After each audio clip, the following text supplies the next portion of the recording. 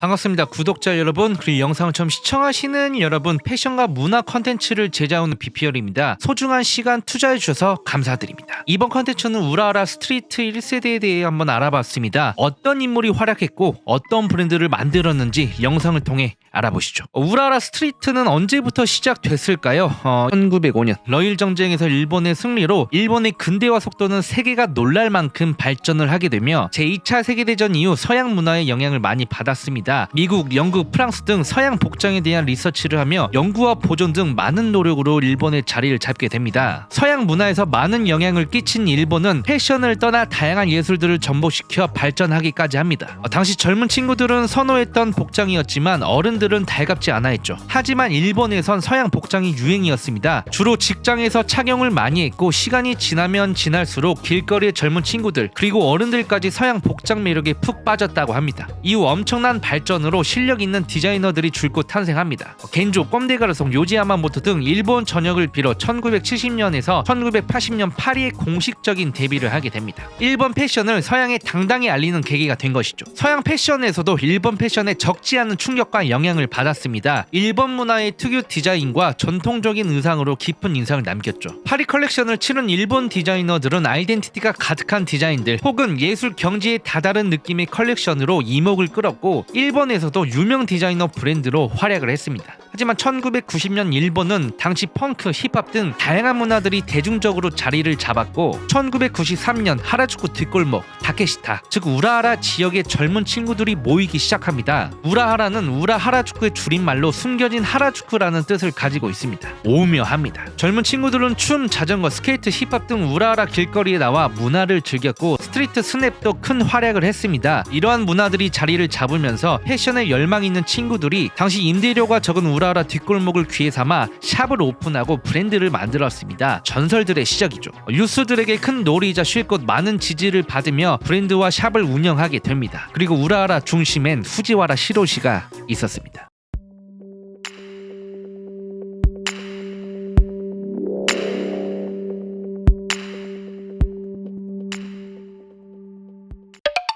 스트릿의 대부라 불리는 후지와라 시로시는 1964년 일본 미에에서 태어났습니다. 그는 18살에 도쿄로 이주했고 학창시절 패션과 음악에 빠졌다고 합니다. 특히 펑크에 빠졌죠. 그는 패션과 음악을 더 넓은 세상에서 경험하기 위해 1982년 런던으로 향했고 2개월 동안 머물게 됩니다. 18살 나이에 런던을 간 것이죠. 당시 런던은 펑크가 유행했고 후지와라 시로시는 런던에서 말콤 맥라렌을 만나게 됩니다. 말콤 맥라렌은 섹스 피스톨즈의 매니저이자 비비안 웨스트우드와 함께 쉐디셔널 리즈 브랜드를 운영하고 있었던 인물입니다. 후지와라 시로시에겐 정말 천금 같은 행운의 만남이었죠. 그와 많은 이야기를 나누고 있던 찰나 런던이 지루하다는 이야기를 듣게 됩니다. 그는 런던의 아쉬움을 뒤로한 채 말콤 맥라렌과 뉴욕을 떠나게 됩니다. 뉴욕에서 값진 경험을 하게 되죠. 펑크에만 빠졌던 그가 가로질러 힙합을 접하게 됐고 DJ 쿨레이디 블루와 아프리카 이슬람교를 만나 힙합을 사랑하게 됐습니다. 후지와라는 미국 힙합을 도쿄로 가져가게 됐고 도쿄에서 씬을 만들기 시작합니다. 중요한 역할을 한 것이죠. 그는 DJ를 배우고 힙합이라는 장르를 아래 세대들에게 소개를 했고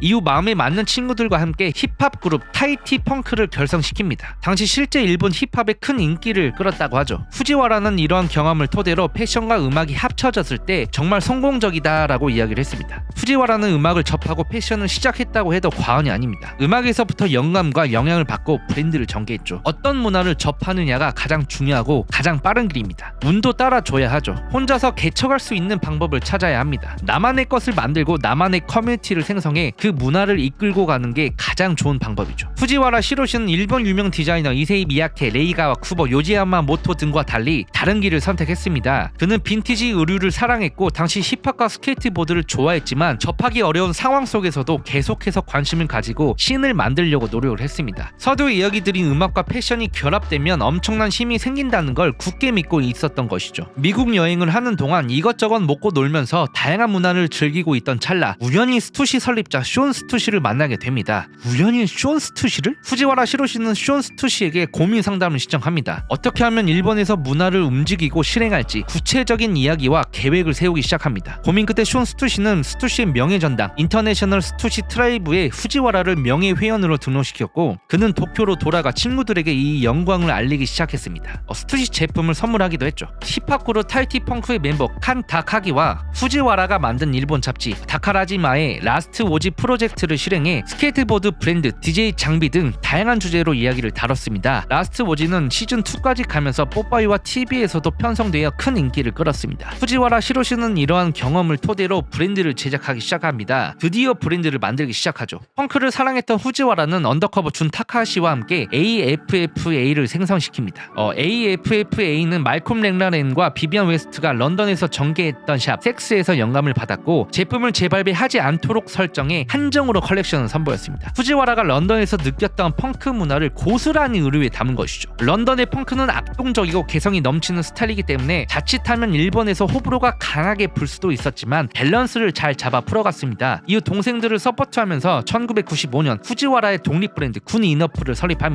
AFFA는 펑크에서 영감을 받았다면 군 이너프는 브랜드 스투시와 브랜드 에나시크 어드저스트먼트에게 영감을 받아 브랜드를 구성시켰습니다. 브랜드 에나시크 어드저스트먼트는 영국 기반의 브랜드이며 BMX를 주로 많이 활용한 컬렉션을 선보였고 펑크한 느낌이 물씬 풍기는 디자인으로 구성됐습니다. 후지와라는 브랜드가 각각 추구하는 문화에 초점을 맞췄지만 그렇게 비슷한 느낌은 전혀 들진 않았습니다. 군 이너프는 스케이싱을 필두로 전반적인 그래픽 디자인을 맡았으며 팝 문화에 영감을 받았고 수입 브랜드와 똑같은 가격으로 판매를 하기 시작했습니다. 일본에서 다양한 문화와 협업을 진행해 활발한 행보를 보여줬고 1999년 슈프림과 협업을 진행해 큰 화제가 됐었습니다. 이후 군 이너프는 글로벌 확장을 위해 군 이너프 UK 매장과 함께 2004년 레조네이트 군 이너프라는 글로벌 회사를 설립하려 했지만 실패로 돌아가 현재의 운영을 중단시켰고 군 이너프를 만들면서 2003년 프라그먼트 디자인을 선보였습니다. 후지와라 시로시를 현재 위치에 올려준 브랜드죠. 프라그먼트 디자인은 의류 컬렉션을 선보이지 않고 가상의 브랜드처럼 글로벌 브랜드와 협업만 진행했습니다. 요망한 번개라 불리는 프라그먼트 디자인 번개 로고가 한몫을 한 것이죠. 그는 현재 다양한 사업을 전개하고 있으며 스트리트 씬에서 40년 가까이 몸을 담았고 일본 스트리트 전설 그리고 스트리트 대부라 불리고 있습니다.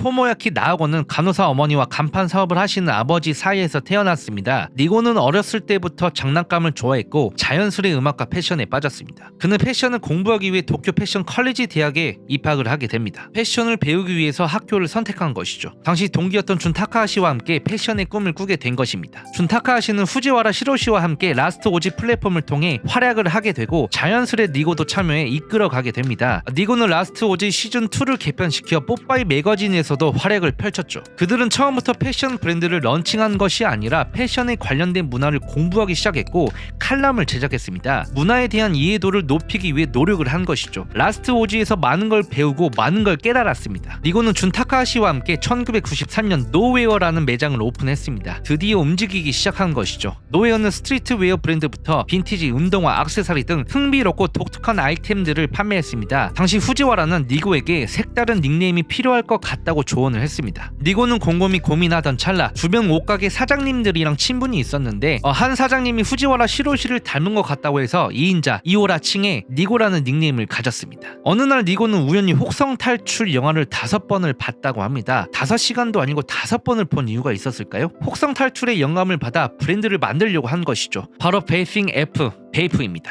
노웨어를 통해 베이프를 전개했고 씬을 지지하는 팬들에게 큰 인기를 얻었습니다. 군 이너프에서 활동했던 스케이핑이 베이프 메인 디자이너를 맡게 됐습니다. 유인원 로고가 새겨진 반팔 티셔츠와 후드티는 줄곧 품절을 일으켰죠. 1996년 베이프의 정성기를 맞이합니다. 일본 스트리트 씬의 순위를 바꿔놓기 시작한 것이죠. 우라라의 붐을 일으켰고 일본 패션 씬의 베이프를 주목하기 시작했습니다. 1998년에 패션의 아이콘이자 엄청난 인기를 자랑하던 기무라 타쿠야에게 CF에서 베이프 카모 자켓을 입혀 브랜드의 인기는 상승 곡선을 그렸고 니고는 우연히 뮤지션 퍼렐의 목걸이를 보게 됩니다. 퍼렐의 목걸이를 제작한 제이콥에게 나는 일본에서 브랜드를 하는 사람인데 퍼렐과 비슷한 목걸이를 만들어줘라고 메일로 제작을 의뢰했고 제이콥은 퍼렐에게 너랑 똑같은 목걸이를 제작 의뢰한 사람이 있다고 전했으며 퍼렐은 니고를 만나기 위해 도쿄로 향했습니다. 이때부터 인연이 됐죠. 니고는 퍼렐에게 끊임없이 베이프 옷을 보내줬다고 합니다. 이 연결고리 사이엔 후지와라 시로시가 존재했습니다. 후지와라 덕분에 목걸이를 제작하게 됐고 도쿄에 도착한 퍼렐과 니고와 함께 비즈니스를 추진하기도 했죠. 베이프는 엄청난 속도로 나아갔습니다. 퍼렐의 도움도 컸지만 런던의 전설적인 아티스트 제임스 라벨을 만나 전 세계적으로 유명세를 탔습니다. 이후 뉴욕 부근에 있는 샵에 입점됐고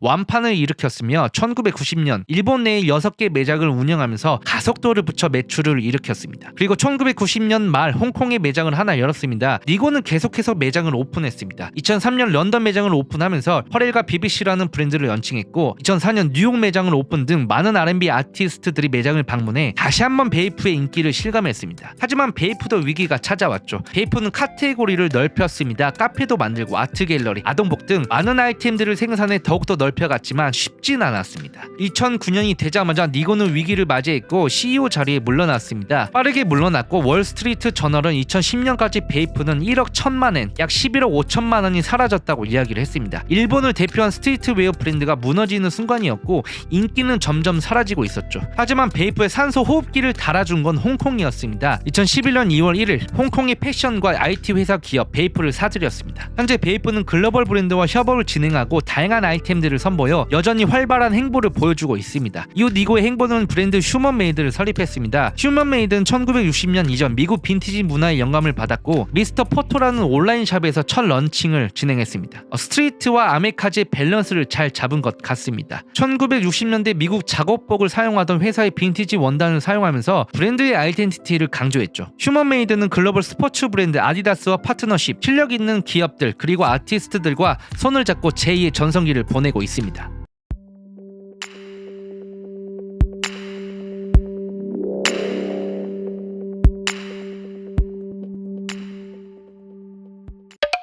준 타카시는 1969년 군마현 키루시 작은 마을에서 태어났습니다. 학창 시절 패션과 만화, 음악 등 다양한 문화를 접했으며 자연스레 관심을 가지게 됩니다. 당시 1970년에서 1980년대는 서구 문화들이 자리를 잡은 터라 다양한 문화를 즐길 수 있었죠. 준 타카시는 메탈과 펑크 음악에 푹 빠졌습니다. 새롭고 신선한 영향을 끼친 것이죠. 그는 독특하고 개성 있는 메탈과 펑크 옷에 대한 관심을 가지게 되며 미국과 런던 스타일에 매료되어 진로를 패션으로 바꾸게 됩니다. 1988년 성인이 된 준 타카하시는 도쿄 패션 전문 학교 문화복장학원에 입학을 하죠. 서두의 이야기들인 니고와 함께 학교 생활을 하게 됩니다. 니고와 관심사가 굉장히 잘 맞아 항상 붙어 다녔다고 하죠. 준 타카하시는 옷에 대한 공부를 하면서 음악적인 활동도 하게 됩니다. 그는 영국 펑크록 밴드 섹스 피스톨즈에 대한 동경심으로 도쿄 섹스 피스톨즈라는 밴드를 결성해 활동하기도 했죠. 오마주를 한 것이죠. 보컬로 활동을 했다고 합니다. 준 타카하시는 친구들과 함께 꼼디가르손 컬렉션을 우연히 접하게 됩니다. 학교에서 배우는 게 지루했던 그는 브랜드를 만들고 싶어 했습니다. 무엇을 만들고 어떻게 컨셉을 잡아야 할지 모르고 있던 찰나 레이가와 쿠보를 통해 명확한 방향성을 잡았다고 합니다. 세계로 나가야겠다고 다짐을 한 것이죠. 준 타카하시는 졸업 전까지 자신의 브랜드에 대한 계획을 구체화시켰고 주위 친구들의 아이디어 그리고 자기 자신이 경험하고 느꼈던 모든 것들을 생각해냈습니다.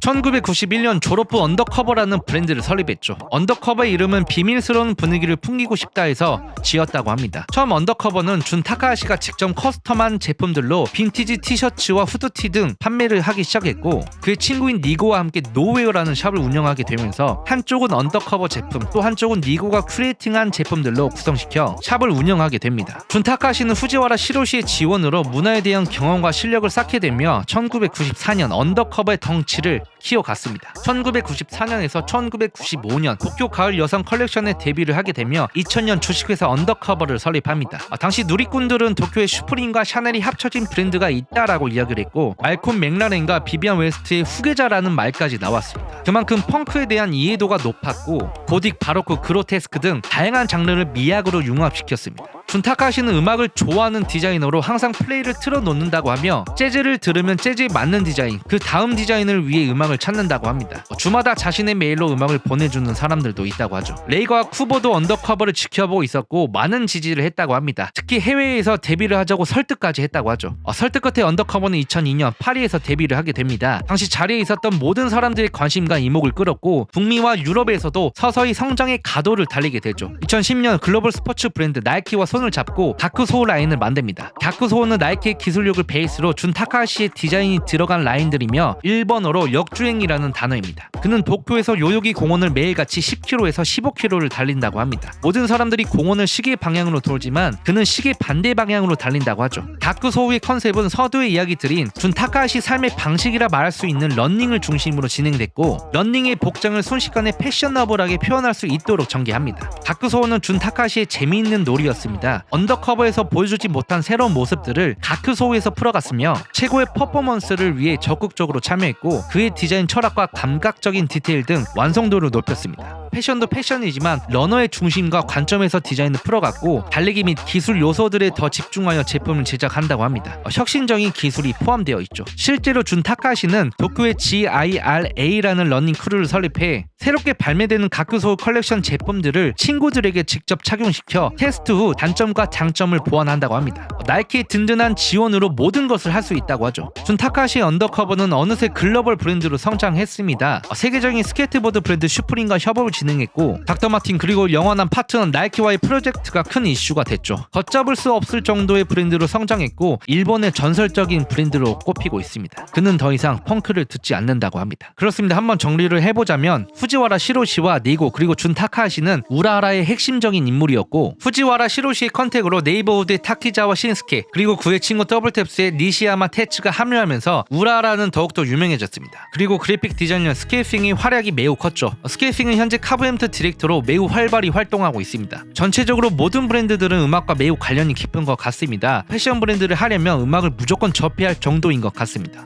네이버후드의 타키자와 신스케 역시 펑크 음악에 매료되어 밴드를 결성해 베이시스트를 하게 됐고 펑크 문화를 느끼러 영국까지 갔다고 합니다. 그 정도로 음악은 패션 디렉터들에게 아주 가까이 없어서는 안 될 존재가 됐습니다. 그들은 음악과 함께 서브컬처에 대한 공부와 그 문화를 보존할 수 있도록 노력을 한 것이죠. 더블테스 니시야마 테츠도 스케이트보드와 바이크, 밀리터리 등 문화에 푹 빠졌고 퍼블릭 에너미의 음악과 스타일을 동경했다고 합니다. 컨텐츠를 제작할 때마다 항상 강조하는 부분이 있습니다. 문화를 이해하고 문화를 생각하라는 말인데요. 문화를 자주 이야기하는 이유는 어쩔 수 없습니다. 패션 이야기를 하려면 문화 이야기는 필수적인 요소이기 때문에 문화를 알면 패션이 보인다는 말을 해드리고 싶습니다. 네, 지금까지 우라하라 스트리트 브랜드 1세대에 대한 내용을 담아봤습니다. 네이버후드와 더블탭스 내용도 2편을 통해 공개할 예정이니 많은 관심 바라며 건강 유의하시고 기분 좋은 하루 보내시길 바라겠습니다. 지금까지 영상 시청해주셔서 감사드립니다.